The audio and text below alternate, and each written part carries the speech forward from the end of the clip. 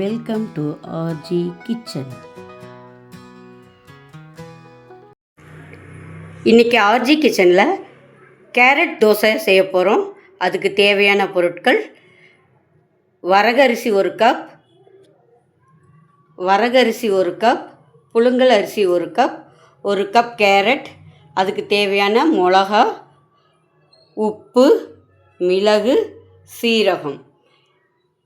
புழுங்கல் அரிசியும் வரகரிசியும் களைஞ்சிட்டு 4 மணி நேரம் ஊற வைக்கணும். ஊற வச்சதுக்கப்புறம் பார்க்கலாம். வரகரிசியும் புழுங்கல் அரிசியும் ஒன்றா சேர்த்து 4-5 தடவை களைஞ்சிட்டு தண்ணி ஊற்றி வச்சுருக்கேன். இது ஒரு 4 மணி நேரம் ஊறட்டும். ஊற வச்ச அரிசி 4 மணி நேரம் ஊறிடுச்சு. இப்போது இதை மிக்ஸி ஜாரில் சேர்த்து அரைக்கலாம்.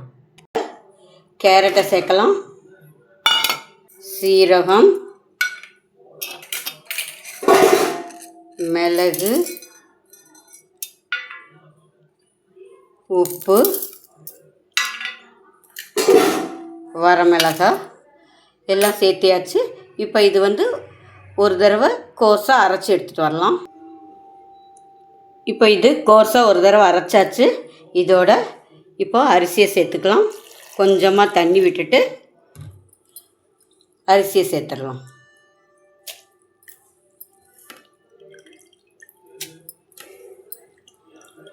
எல்லா அரிசியும் சேர்த்து கொஞ்சம் தண்ணி விட்டுருக்கேன். இதை அரைச்சி எடுத்துகிட்டு வரலாம். மாவு அரைப்பட்டுருச்சு. இங்கே பாருங்கள், ரவை பதத்துக்கு அரைச்சா போதும், நைஸாக அரைக்க வேண்டிய தேவையில்லை. இதை இப்போ ஒரு பாத்திரத்துக்கு ட்ரான்ஸ்ஃபர் பண்ணியாச்சு. இது ஒரு மணி நேரம் ஊறட்டும். ஊறினதுக்கப்புறம் கருவேப்பிலை, கொத்தமல்லி ஆட் பண்ணி தோசை சுட்டால் ரொம்ப நல்லாயிருக்கும். இப்போ இதில் கருவேப்பிலை, கொத்தமல்லி நறுக்கி போட்டாச்சு. தோசை ஊற்றுறதுக்கு மாவு ரெடியாக இருக்குது. மாவு ரெடி பண்ணி வச்சுருந்தோம் இல்லையா, இப்போது தோசைக்கல் காஞ்சிருச்சு. தோசை ஊற்றலாம்.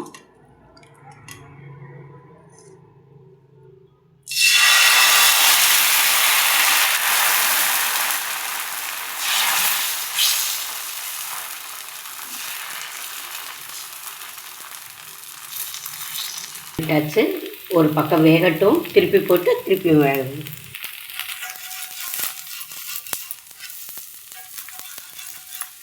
ஒரு பக்கம் வெந்துருச்சு. அடுத்த பக்கம் திருப்பி போடலாம்.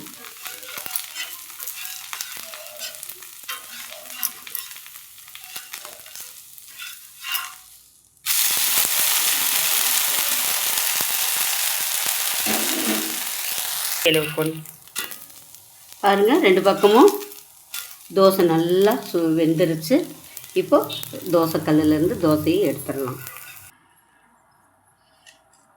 தோசை பாருங்கள், கேரட்டோட கலர் ரியல் கலரில், எல்லோ கலர்லேயும், கருவேப்பிலை கொத்தமல்லி போட்டதுனால க்ரீனாகவும் தோசை பார்க்குறதுக்கு சூப்பராக இருக்குது. அதே மாதிரி சாப்பிட்றதுக்கும் ரொம்ப எம்மியாக இருக்கும். எல்லோரும் செஞ்சு சாப்பிட்டு பாருங்கள். லைக் பண்ணுங்கள், ஷேர் பண்ணுங்கள், கமெண்ட் பண்ணுங்கள், சப்ஸ்கிரைப் பண்ணுங்கள். அனைவருக்கும் நன்றி.